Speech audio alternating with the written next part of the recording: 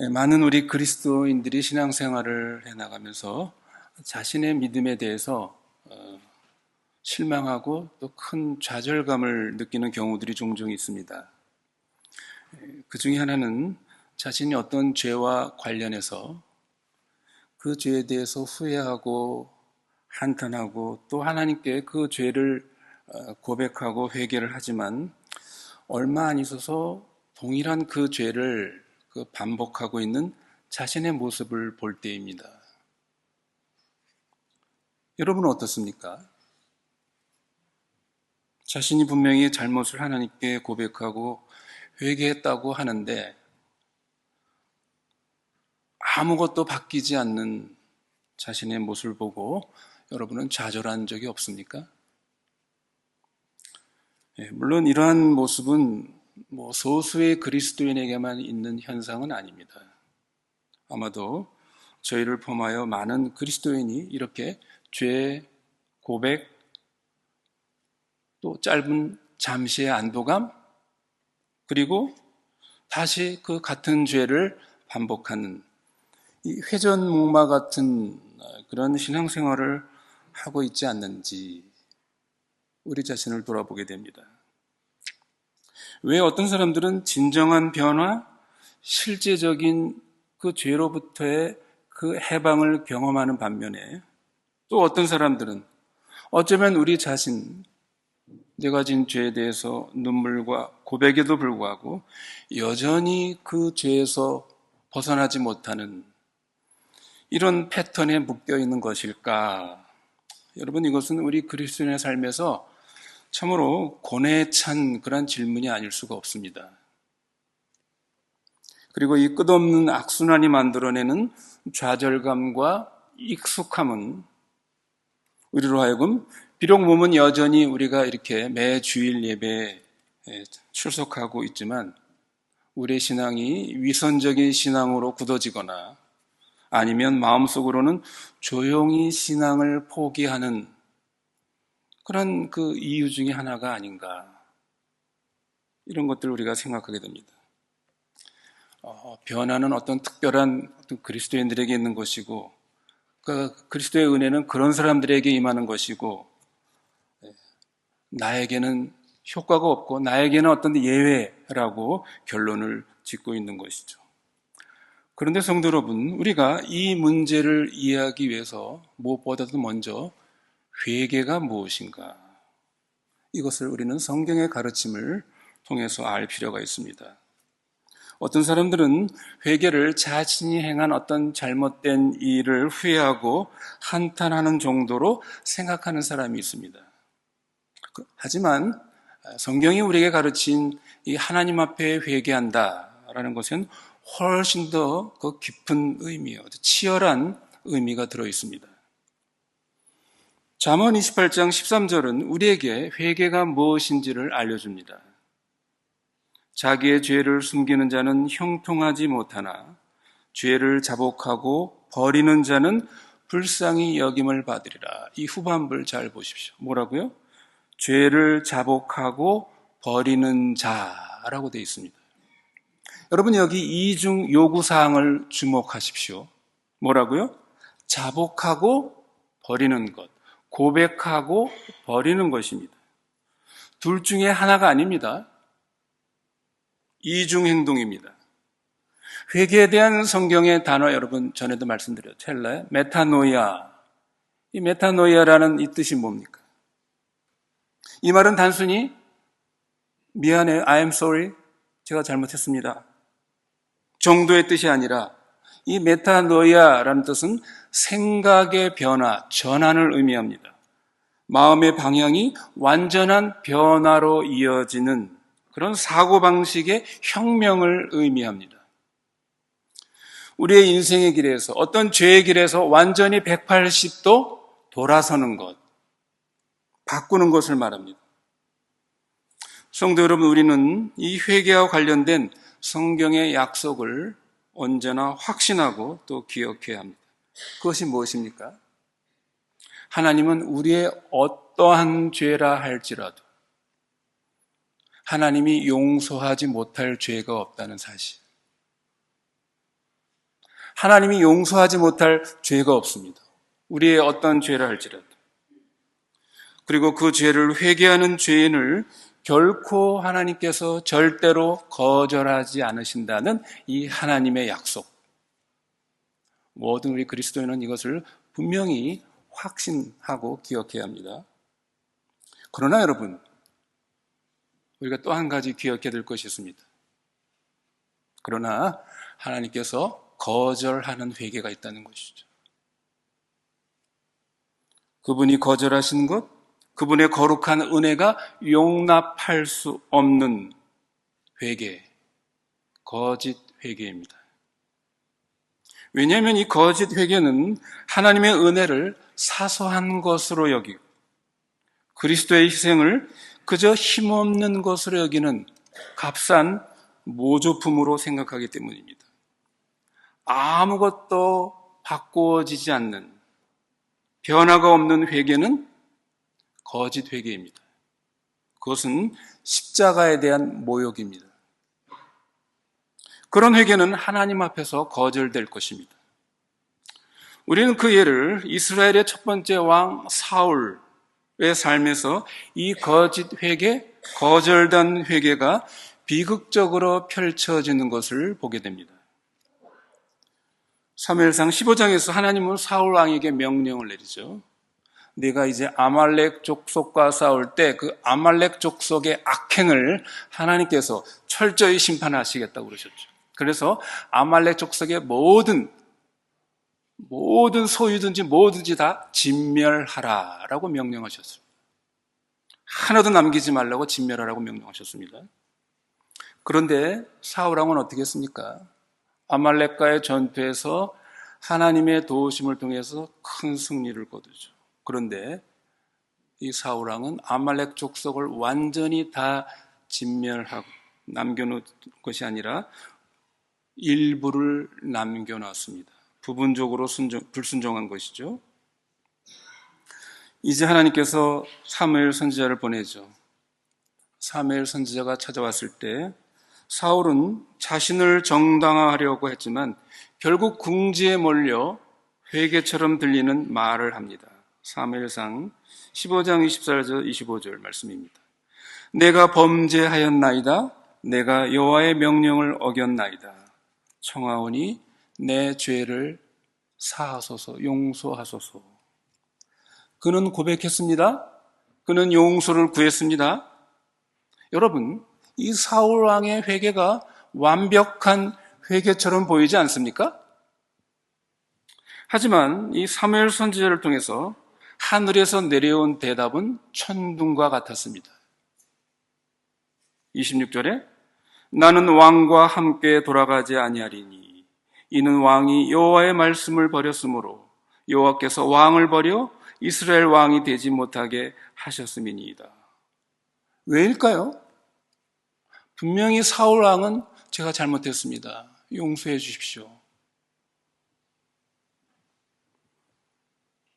왜 하나님은 그래 네가 잘못을 고백했으니 내가 너를 용서하노라 그렇게 하지 아니하시고 왜 사울 왕의 회개를 거절하고 이런 끔찍한 선언을 하셨을까요? 그것은 바로 그 뒤에 이어진 말이 사울의 그 마음속에 진정한 자신의 속내를 드러내고 있었기 때문입니다.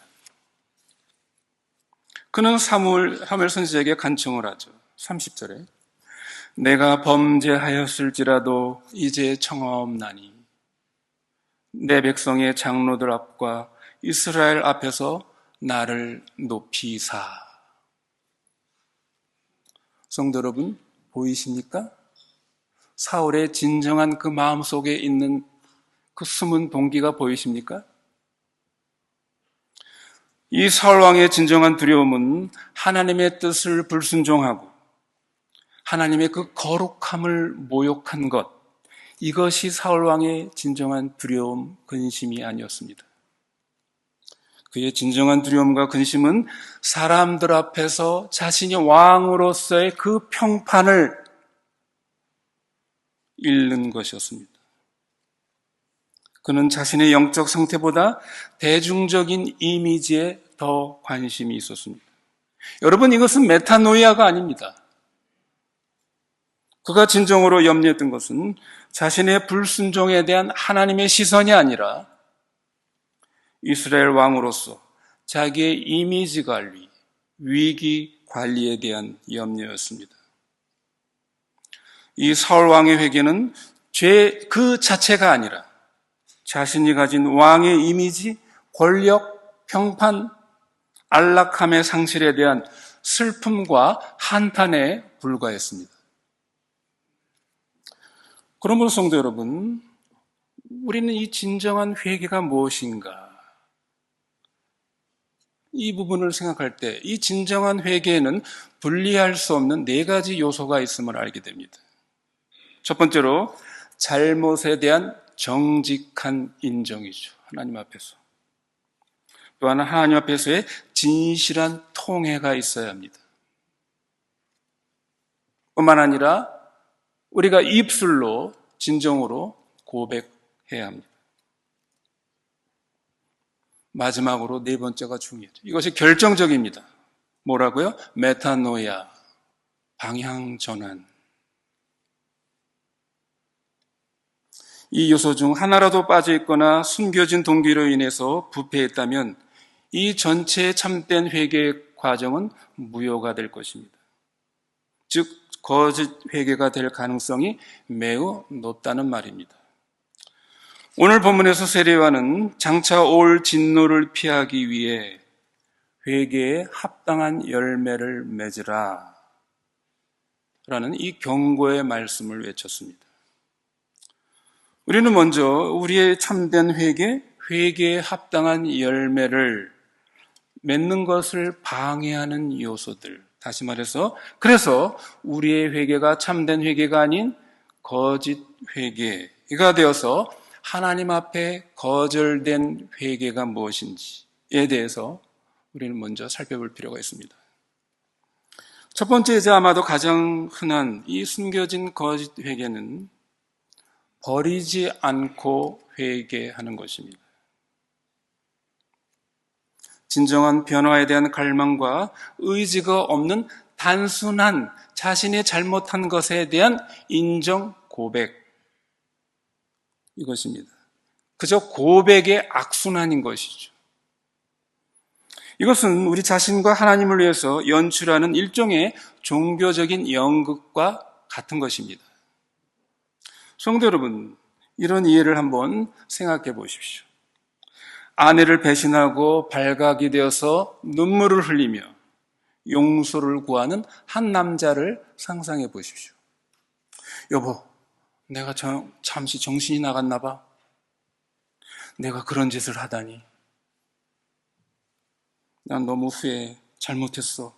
용서해줘. 당신을 정말 사랑해. 라고 말합니다. 아내는 물론 힘들지만 그를 용서합니다. 하지만 그 다음날 그는 계속해서 그 여자를 만납니다. 여러분, 그렇다면 이 남자의 회개, 이 말은 공허한 말뿐만 아니라 그가 받은 용서에 대한 아주 잔인한 조롱이 되는 것입니다. 우리가 일요일에 교회에 와서 음란물 중독을 고백하고 회개하지만 우리가 월요일에 어떠한 방지책도 설치하지 않거나 도움을 구하지 않을 때 그것이 바로 우리가 하나님께 하는 바로 그것입니다. 우리가 누구를 험담하는 것에 대해서 용서를 구하지만 그것을 부추기는 대화 그룹을 유지하는 것이 바로 그와 같은 것입니다. 우리는 악습을 고백하지만 그것을 버리는 것과 과연 치열하게 싸우고 있는가? 성도 여러분, 이것이 왜 우리에게 그렇게 심각한 문제입니까? 그것은 우리가 그리스도의 피를 우리의 죄에서 해방시키는 실제적인 능력이 아니라 그저 우리가 죄를 지을 수 있는 면허증으로 우리가 취급하는 것과 같은 것이기 때문입니다. 이것은 마치 예수님께 주님, 주님이 나의 이 죄를 위해 죽어주셔서 참 감사합니다. 저는 이것을 믿고 신뢰합니다. 만 제가 다음 주일 예배에 와서 다시 이 값싼 은혜를 더 받을 수 있기에 내가 이번 주 중에 다시 죄를 짓겠습니다. 라고 말하는 것과 크게 다르지 않습니다. 성경은 이런 상태를 묘사하기 위해서 우리에게 아주 충격적이고 역겨운 이미지를 우리에게 보여줍니다. 잠언 26장 11절에서 잠언의 지혜자는 이렇게 표현합니다. 개가 그 토한 것을 도로 먹는 것 같이 미련한 자는 그 미련한 것을 거듭 행하느니라. 성도 여러분, 왜 하나님께서는 이렇게 그 더럽고 역겨운 이미지를, 이 비유를 우리에게 알려주십니까? 그것은 그분께서 우리가 하고 있는 이러한 짓의 영적 끔찍함을 느끼기를 원하시기 때문입니다. 방금 고백한 죄로 다시 돌아가는 것은 하나님 보시기에 개가 몸이 이미 자기의 그런 거부감을 느끼는 것을 다시 먹으러 돌아가는 것만큼이나 비논리적이고 구역질 나는 일이기 때문입니다. 그러나 성도 여러분, 우리는 이 이미지를 누가복음 15장에 나오는 예수님의 비유에 탕자의 비유의 둘째 아들의 이미지와 대조해 볼 수 있습니다. 여러분, 우리가 잘 알죠? 이 둘째 아들은 어떠한 삶을 살았습니까? 아버지를 떠나서 그는 돼지를 치면서 돼지우리에 사는 그러한 비참한 더러운 삶을 살고 있었죠. 그런 삶에 대해서 이제 후회와 한탄을 거기에 머물러 있지 않았습니다. 그는 그저 입술로 독백으로 죄를 고백하기만 하지 않았습니다. 누가복음 15장 20절 그 상반절은 이렇게 말합니다. 이에 일어나서 아버지께로 돌아가니라. 일어나서 돌아가니라. 이게 진정한 메타노이아죠. 방향 전환이 있는 것입니다. 움직임이 있습니다. 버리는 것이 있었습니다. 그는 먼 나라와 대지들에게 등을 돌리고 집으로 향하는 긴 여정을 시작했습니다. 성도 여러분, 진정한 회개에는 움직이는 다리가 있습니다. 죄에서 멀어지고 아버지를 향해서 걸어갑니다. 오늘 본문에서 세례요한은 회개의 세례를 베풀며 아주 강한 어조로 말하고 있죠. 뭐라고요? 그러므로 회개에 합당한 열매를 맺으라. 이 무슨 말입니까? 회개는 뿌리라는 것이죠. 그 뿌리로부터 뭐가 나온다는 것입니까? 열매, 행동, 변화, 방향 전환이 나오는 것이라는 것이죠. 여러분 생각해 보십시오. 열매가 없다는 건 뭘 말합니까? 뿌리가 없거나 뿌리가 썩었다는 것을 말하는 것이죠. 곧 회개가 거짓 회개였다는 것을 의미하는 것입니다. 그렇다면 우리는 어떻게 진정으로 참된 회개하며 우리는 버릴 수 있는가? 첫 번째 단계는 정직함입니다. 성도 여러분 생각해 보십시오. 나의 삶의 어떤 영역에 이 죄 고백 또 이 죄, 이 악순환의 이 고리가 있는가? 존재하는가? 나의 삶의 어떤 영역에 그런 것이 있는가? 그것에 이름을 붙이십시오. 그 다음 과감한 조치를 취해야 합니다. 바울은 로마서 13장 14절에서 우리에게 명령합니다. 오직 주 예수 그리스도로 믿고 정욕을 위하여 육신의 일을 도모하지 말라. 성도 여러분, 여기 육신의 일을 도모하지 말라라는 이 말씀은 육신을, 이 죄된 이 욕심, 죄된 이 본성이 요구하는 그것에 영양분을 공급하지 말라는 말입니다. 현대적인 용어로 말하면 당신의 죄를 위한 인프라를 구축하지 말라. 이런 것이죠. 여러분의 투쟁이 음란물이라면 버린다는 것은 무엇을 말합니까? 구독을 취소하고 인터넷 필터를 설치하고 기타 필요한 조치를 취하는 것일 것입니다. 만약 우리가 싸워야 될 것이 누구를 뒤에서 비방하고 험담하는 것이라면 소셜미디어의 단체방의 소리가 나가야 돼요. 남을 험담하도록 부추기는 그런 사람들과 거리를 둬야 하는 것입니다. 나의 문제가 어떤 중독이라면요, 전문가를 찾아가고 영적 도움을 구하는 것일 것입니다. 접근 경로를 제거하지 않고 죄를 회개하는 것은 마치 물이 들어오는 구멍을 막지 않는 가라앉은 배에서 그냥 양동이로 물을 퍼내려는 것과 같습니다.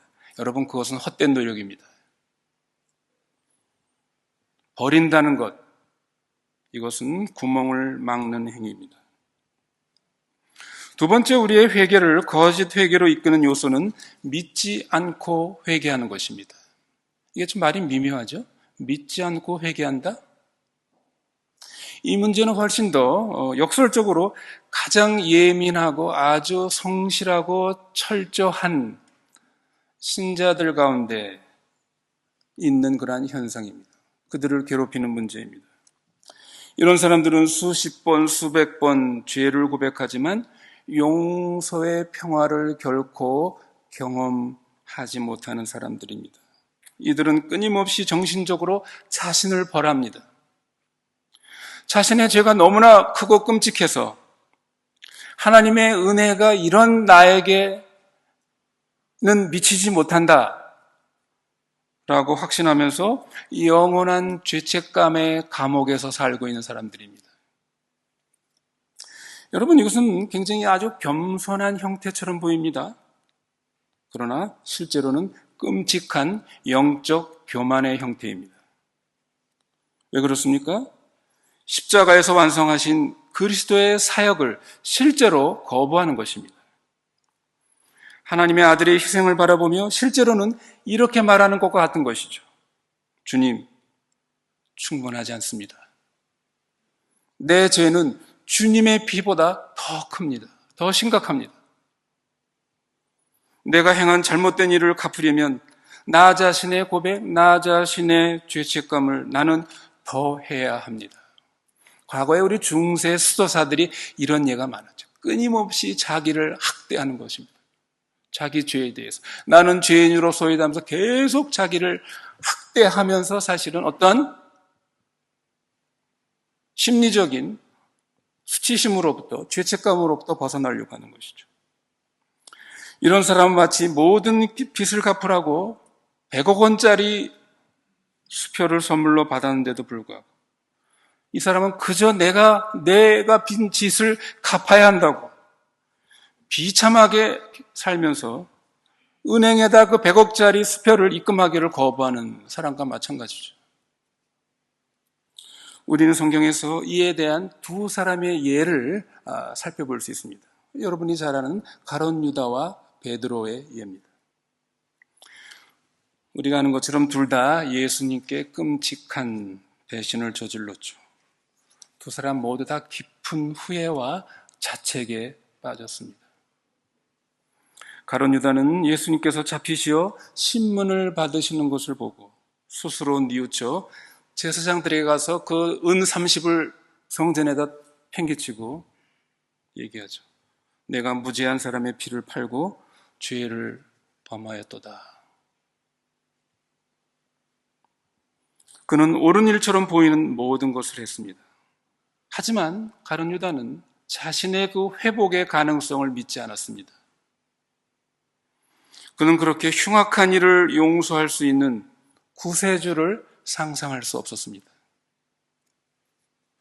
그의 슬픔은 세상 근심이었고 그를 절망과 자살로 이끌었습니다. 반면에 시몬 베드로를 보십시오. 예수님을 3번 부인한 후에 밖에 나가서 심히 통곡하니라. 그의 고백과 고통도 가룟 유다와 같이 똑같이 강렬했습니다. 하지만 결정적인 차이는 부활 후 예수님께서 해변가에서 그를 만나셨을 때 베드로가 어떻게 해요? 그 예수님의 만남을 받아들였다는 것이죠. 그는 그의 수치심과 죄책감으로부터 도망가지 않았습니다. 그는 은혜의 그 소망을 다시 붙잡은 것이죠. 결국 그는 예수님께서 시몬아, 네가 나를 사랑하느냐? 라는 그 세 가지 질문으로 자신을 회복시키도록 허용을 했습니다. 성도 여러분, 이 유다의 지옥과 베드로의 회복 사이의 차이가 무엇입니까? 여러분, 그것은 두 사람의 죄의 크기가 아닙니다. 뭡니까? 용서의 크기에 대한 믿음의 차이였습니다. 한 사람은 믿었고 한 사람은 안 믿은 것이죠. 우리가 잘 아는 요한일서 1장 9절의 약속은 성경 전체에서 우리가 가장 붙잡아야 할 확실한 하나님의 약속 중에 하나죠. 그게 뭡니까? 만일 우리가 우리 죄를 자백하면 그는 미쁘시고 의로우사 우리의 죄를 사하실 뿐만 아니라 우리를 모든 불의에서 깨끗게 하시느니라. 여러분, 이 두 단어, 미쁘시고 의로우사. 우리의 용서는 우리의 불완전한 감정에 근거하지 않습니다. 심지어 우리가 용서받았다고 느끼는 그 느낌에 있는 것도 아닙니다. 오직 하나님의 변치 않는 그 미쁘시고 의로우신 성품에 의해서 우리의 죄는 완벽하게 용서를 받고 모든 불의에서 하나님께서 우리를 깨끗하게 정리해 주시는 것입니다. 그것을 우리는 기억해야 합니다. 그분은 약속에 신실하시며 예수님께서 자신의 죽음으로 우리의 모든 죄의 빚을 완벽하게 갚으셨기에 우리가 우리의 죄를 자백하면 그분은 우리의 죄를 완벽하게 의롭다 하실 수 있으십니다. 우리의 용서를 부인하는 것은 사실상 하나님을 신실하지 못하고 불의하다고 여기는 것입니다. 이 과도한 죄책감은 불신앙의 한 형태임을 여러분 알아야 합니다. 또 그것은 뒤틀린 교만의 한 형태임을 알아야 합니다. 그것은 그리스도가 아닌 자신의 자존심, 자아의 중심을 두고 있는 아주 교만한 형태임을 우리는 인식해야 합니다. 성경은 심지어 우리가 우리 죄 때문에 계속 수치스러워할까봐 우리의 죄조차 기억하지 아니하시는 하나님에게 놀라운 은혜를 우리에게 소개해주고 있죠. 이사야서 43장 25절에서 이사야 선지자는 우리에게 놀라운 사실을 알려줍니다. 나 곧 나는 나를 위하여 내 허물을 도말하는 자니 내 죄를 기억하지 아니하리라. 우리의 죄를 도말할 뿐만 아니라 우리가 진 죄에 대해서, 여러분, 우리가 죄를 용서받아도 내가 진 죄에 대한 수치심이 있지 않습니까? 아니, 내가 그런 죄를 짓다니, 이런 부끄러운 그런 수치심이 우리에게 있습니다. 그런데 뭐라고요? 하나님께서 그 죄조차 우리의 죄를 기억지 아니하신다. 하나님 자신도 기억하지 않기로 선택하셨는데, 아니, 그분이 이미 망각의 바다로 우리의 모든 죄의 그 수치스러움을 다 묻어버리셨는데 내가 그것을 다시 파내어서 우리가 수치스러움과 부끄러움이 있다면 그런 나 자신은 누구인가 하는 것이죠. 여러분, 이것은 만성적인 수치심의 위험으로 이어집니다. 건강한 죄책감과 해로운 수치심을 구별하는 것이 중요합니다. 여러분, 건강한 우리 죄책감이 필요하죠? 뭡니까? 나는 내가 어떤 행동이 참으로 잘못되었다. 내가 잘못된 행동에 초점을 맞추고 그것을 우리는 자복하고 회개하는 것이죠. 해로운 수치심은 말합니다. 나는 뭔가가 잘못된 존재다. 여러분 차이점을 아시겠습니까? 이것은 바로 우리 자신, 우리의 신분, 우리의 정체성에 초점을 맞추고 있는 것입니다. 이것은 우리를 마비시키는 것이죠.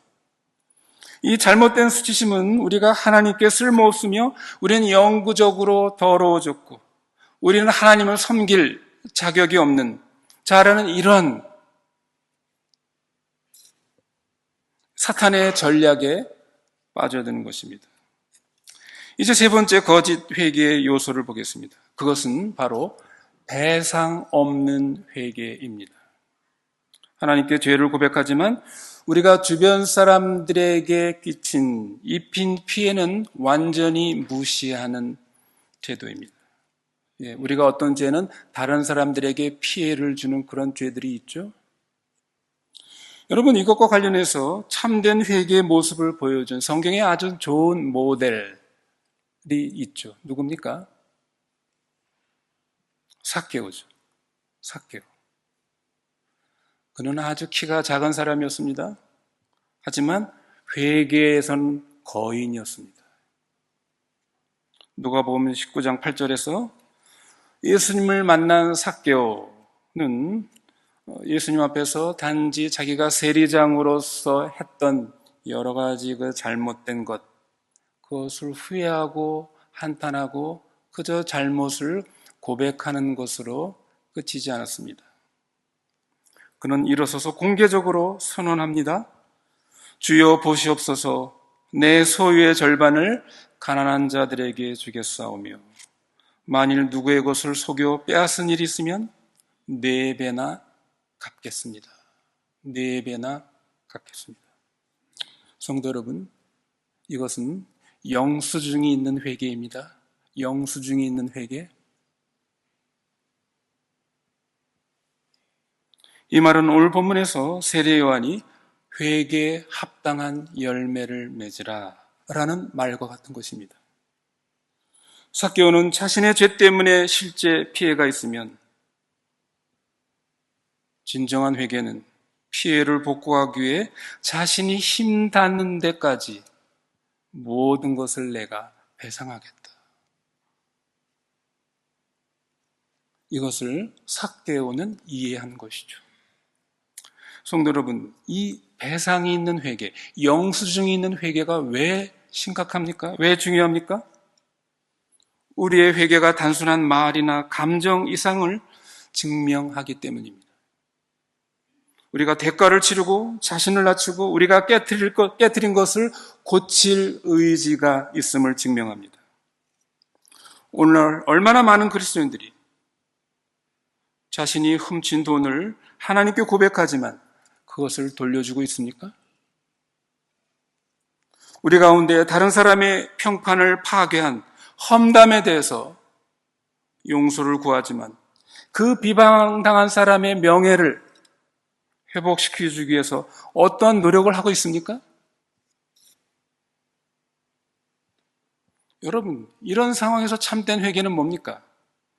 전화기를 들고 혹은 편지를 쓰고 얼굴을 맞대고 잘못을 인정하며 이것을 바로잡기 위해서 제가 무엇을 할 수 있겠습니까? 라고 묻는 것을 요구한다는 사실을 우리는 기억해야 합니다.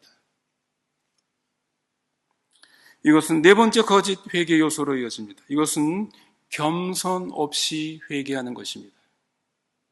이것은 실제로는 변장한 자기 정당화에 불과한 고백입니다.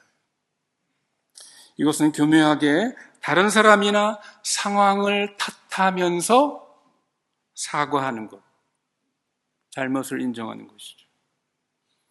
그러나 진정한 겸손은 100% 자신의 책임을 인정하는 것입니다. 겸손한 회개는 무엇입니까? 미안해. 하지만 너도 내가 잘못했어.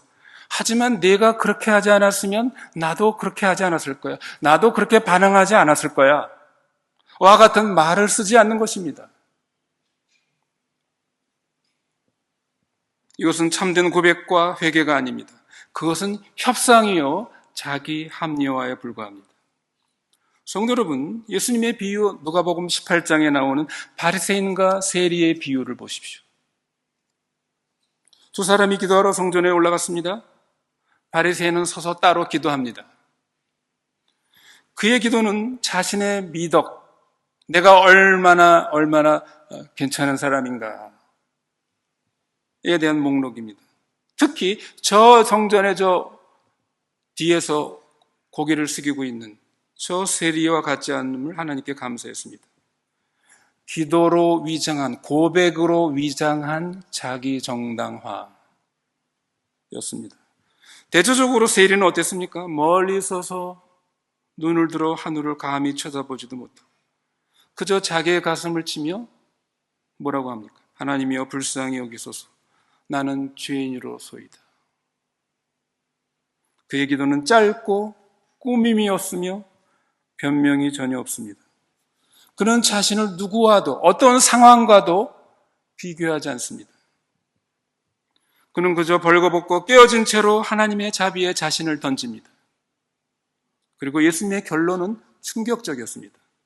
14절에 보면 두 사람 중에 누가 하나님 앞에 의롭다함을 얻느냐, 바리새인이 아니라 저 죄인 세리가 하나님으로부터 의롭다함을 받다. 다시 말해서 그 세리의 그 회개를, 기도를 하나님께서 들으셨다는 것이죠. 이제 우리는 참된 회개를 방해하는 마지막 5번째이자 아마도 가장 간과되는 거짓 회개의 요소를 살펴보겠습니다. 그것은 회개하지만 환경 바꾸기를 거부하는 행위입니다. 죄된 본성을 우리는 그리스도인도 여전히 지니고 있죠. 옛사람, 육신이라고 이렇게 표현합니다. 이 옛사람의 삶의 연료를 공급하는 똑같은 습관, 똑같은 사람, 똑같은 장소에 우리가 여전히 머물면서 새 사람의 삶을 살려는 그런 헛된 시도입니다. 여러분 상상해 보십시오. 매일 아침 진심으로 자신의 어젯밤 술 취함을 회개하지만 여전히 매일 밤 똑같은 술 친구들과 만나기 위해서 똑같은 술집으로 들어가는 한 사람을 여러분 상상해 보십시오. 그가 매일 아침마다 자신의 그 만취에 대해서 한탄하고 슬퍼하고 인정하는 것, 의도는 좋을지 모릅니다. 그러나 환경이 그를 무력하게 만들고 있는 것이죠. 그는 계속 실패가 보장된 위치에 자신을 두고 있는 것입니다. 바울은 고린도전서 15장 33절에서 가차없이 말합니다. 속지 말라. 악한 동무들은 선한 행실을 더럽히나니. 여러분, 이것은 우리 그리스도인들이 아주 경계해야 할 영적 원칙 중에 하나입니다. 나는 악한 동물들과 어울려도 나는 내 믿음을 지킬 수 있어. 나는 음란한 영상을 언제 보더라도 나는 내 믿음을 지킬 수 있어. 사도 바울은 뭐라고요? 속지 말라. 여러분, 그것은 믿음의 용기가 아니라 만용입니다. 그것은 무모함이요 교만입니다. 잠언 4장 14절 15절은 죄악된 환경을 다루는 5개 단계의 전략을 잠언의 제자는 우리에게 알려줍니다. 사악한 자의 길에 들어가지 말며 악인의 길로 다니지 말지어다. 그의 길을 피하고 지나가지 말며 돌이켜 떠나갈지어다. 성도 여러분, 여기에 기록된 행동 동사들을 주목해 보십시오. 한번 세워보십시오. 뭐라고요? 들어가지 말라, 피하라, 지나가지 말라, 돌이켜 떠나갈지니라. 여러분, 성경은 우리로 하여금 너희들이 하나님의 전신갑주를 입고 악한 동무들, 사악한 길로 들어가서 치열하게 싸워라. 승리하라. 여러분, 그렇게 말씀하고 계시지 않아요? 뭐라고요?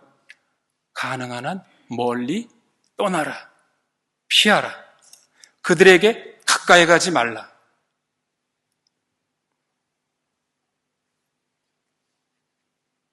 여러분, 성경이 우리가 가르쳐준 그 거룩한 지혜는 우리의 의지력을 시험하는 것이 아닙니다. 불필요한 싸움을 싸우지 말라는 것이죠. 피하라는 것입니다. 이제 말씀을 맺습니다. 성도 여러분, 우리는 하나님의 말씀이라는 거울 앞에 서 있습니다. 여러분, 우리는 그것을 피할 수가 없습니다. 적어도 여러분이 그리스도를 믿는 사람이라면 우리는 하나님의 그 말씀의 거울 앞에 우리는 피할 수가 없습니다. 여러분이 조용한 시간을 내어 성령님께 물어보십시오. 성령님, 이것들 중 어느 것이 저에게 속한 것입니까? 저의 것입니까? 저의 회개의 어느 부분이 거짓된 것이었습니까? 성도 여러분, 이 질문을 피하지 마십시오. 성경은 우리에게 놀라운 진리를 알려주죠. 진리를 알지니 진리가 너희를 자유케 하리라. 오늘의 이 고통스러운 정직함은 내일의 진정한 자유를 위한 첫걸음입니다. 여러분, 오늘 저희가 나눈 이 말씀은 우리로 하여금 우리를 정죄하기 위한 것이 아니라 우리의 영적 생명을 구할 수 있는 진단을 위한 시간입니다. 우리가 믿기로 복음의 이 약속과 능력은 단순히 우리의 죄를 용서하는 것뿐만이 아닙니다. 우리에게 변화를 주는 그러한 능력의 복음입니다. 우리의 회개가 하나님께 받들어지는 참된 회개의 삶, 회개에 합당한 열매를 맺는 삶을 살도록 우리가 성령의 도우심을 구하며 변화되는 그런 삶으로 나가는 그 경험들이 저희들에게 있기를 간절히 바랍니다.